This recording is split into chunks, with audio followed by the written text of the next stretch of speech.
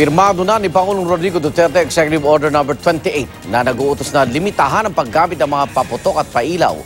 At kaugnay niya, makausap natin si Health Secretary Pauline Ubial. Good morning po, Secretary. Good morning, Igang. Opo. At mga tagapanood dito sa CMA. Ito ba'y naging katanggap-tanggap po sa inyo dahil, alam ko, total ba ng inaasahan po ng marami? Yung po ay ang pinupush natin kagaya ng nangyari sa Davao City, no? Total ban.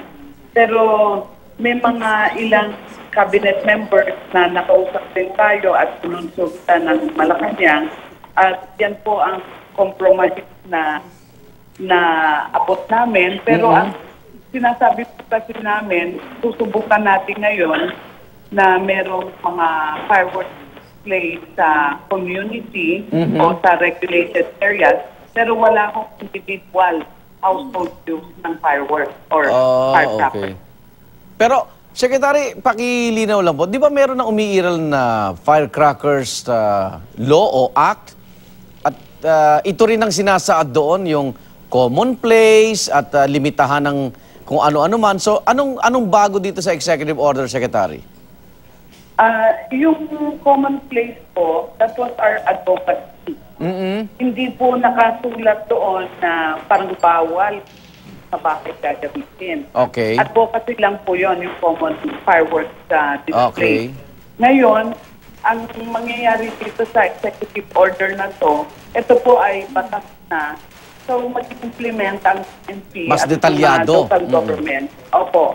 Na hindi pwedeng individual use. Ibig sabihin, kung mahuli mo sa bahay nyo, may restrictions na yun. Opo. Pero kung nagpapaputok kayo sa isang common identified area by the barangay, pwede po yun. Okay. Saan lugar pwedeng payagan ng fireworks display?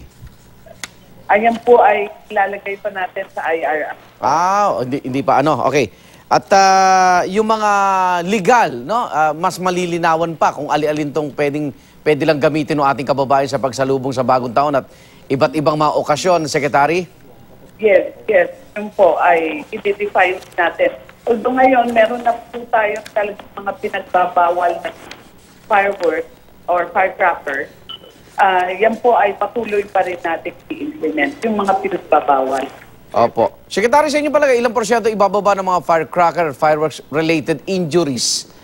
Well, sa last year, last New Year natin, bumaba na po tayo ng more than 30% na parang bali-balita lang pa lang na magkakaroon ng fireworks circulation. Biglang bumaba na. Opo. So, ngayon na meron na tayong batas mo, mas bababa pa. Inaasahan po namin na talagang mas lalong bababa o bubulusok pababa. May dapat po bang ipangamba yung mga nandiyan sa negosyo na yan, particular dito sa Bulacan, sa Cavite? Ay, yung inaano po natin sa kanila, kaya maaga natin sa bank, siguro kailangan mag-shift na sila sa ibang mga negosyo. Opo. Okay, at inaasahan natin ang dialogue pa sa kanila sa departamento nyo, iba pang agency nakakonect dito sa executive order na ito, Secretary? Opo. Okay. Eurofire, DNR, meron pong other agencies involved. Okay. Secretary, maraming salamat po. Maraming salamat. Mabuhay po kayo. Thank you, Health Secretary Pauline Ubial.